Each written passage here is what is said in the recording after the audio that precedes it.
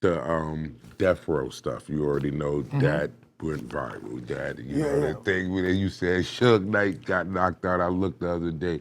That was like at 500,000 views. Like you know. I mean, we was there and we was there with. I was the first artist that signed from the East Coast to Dr. Dre, and we were in Calabasas. No, yeah, we was in Calabasas with Dr. Dre, and myself, Sam Snead, Kim Flair from Brooklyn. We was there, and it was hot, bro. It was no cakewalk, bro. You know, a lot of people don't really understand that because we coming from the East Coast, you know. So us being there for the first time, you know, I had to turn up, you know, because I knew I was in a volatile place, and I knew that one crack the wrong way, we're gonna have to show and prove, you know.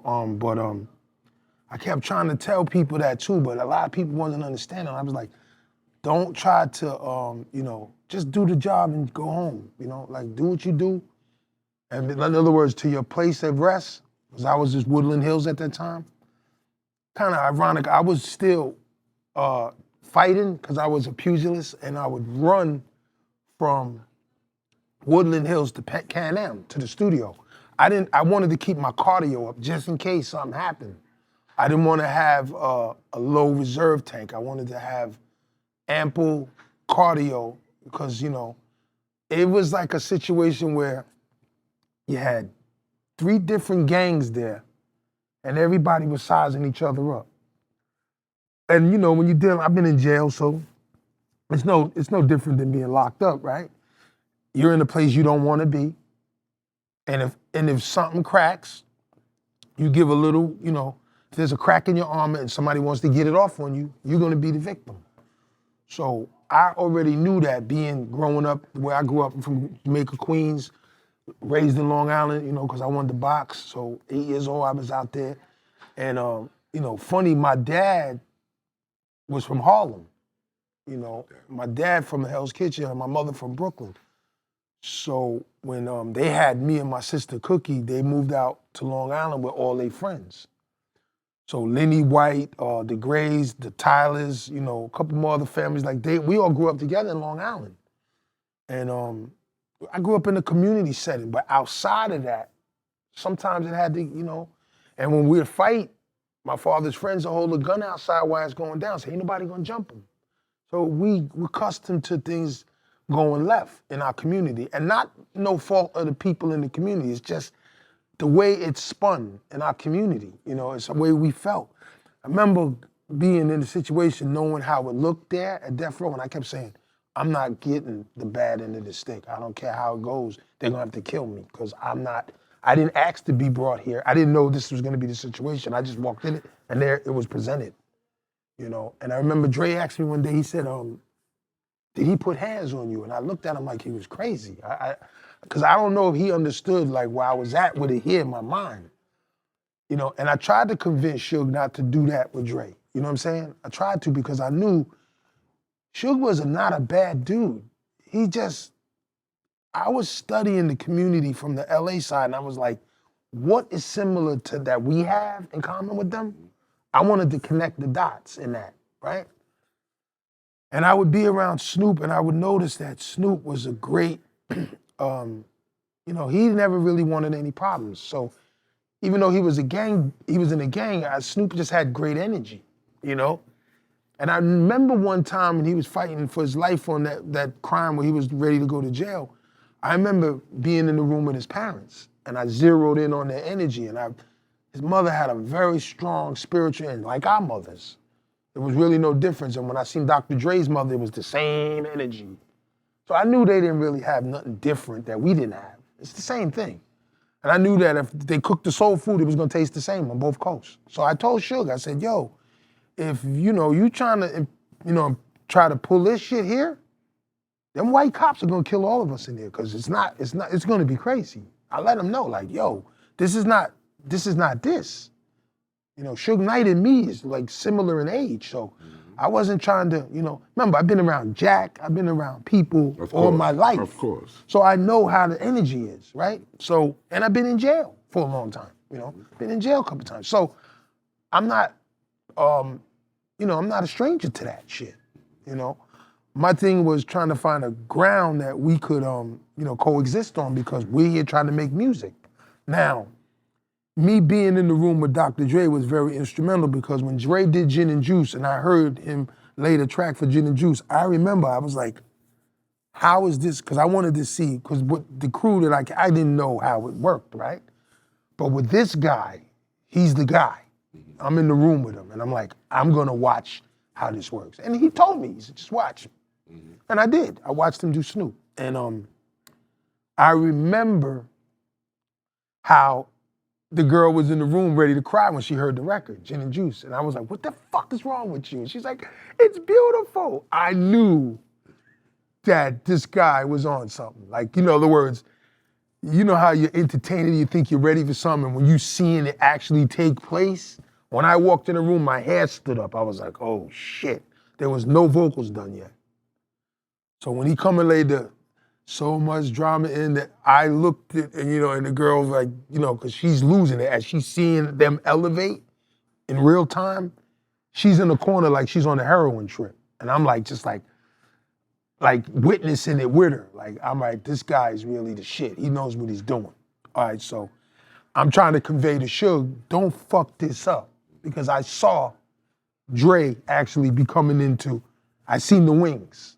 I seen the Red Bull wings come on his back. I was like, this guy is really, really good. So when that happened and I saw that he didn't understand that, he wanted to bully him. You know, like bully him. And I said to myself, you're not sonically correct when it comes to this. You think you gonna do this and it's not gonna work. I knew it. And I tried to pull his coat to it. You know, I did, because I didn't want to see him, you know. Who wants to see him in that situation, right? I didn't want to see him in that. I don't think none of us did, you know? But as it happened, I didn't know Dr. Dre was gonna be able to benefit neither because our community couldn't save him. So what happened was Jimmy Iovine turned to Dre. And Dre had another deal. And then, again, Jimmy saw what I saw and was like, okay. And then Dr. Dre had an opportunity, and then Marshall got signed. And then, you know, he did his thing. But my whole thing was me watching how it went down, it was instrumental. And in the fact that the bravado was on the front street, like everybody wanted to be the toughest guy. Now, I don't think people understand when it comes to combat, everybody in combat's not the toughest guys are gonna win. Some of the toughest guys kill themselves off, right? It happens. So with me being, you know, sound to all of that, they didn't understand the kind of mother I came from. I couldn't come in the house. You know, she was from Brooklyn and she was Bayesian. So I couldn't come in the house with a problem. She'd send us back outside to fix it. So I knew that they wasn't gonna smell that on me. And when I would see counterparts smiling on stages, I would try to convince them, like, yo, this is not the place to do that. You know what I mean? I knew it wasn't the place to do that because you had young dudes willing to show or prove themselves. Always. They were waiting, like, but here's the thing about them. With a person that's experienced, I seen little guys put them under the car. Because a little guy who knows what he's doing, he's not really looking for it. He's looking to defend when it happens. So the 9 other fights are deterred. You understand?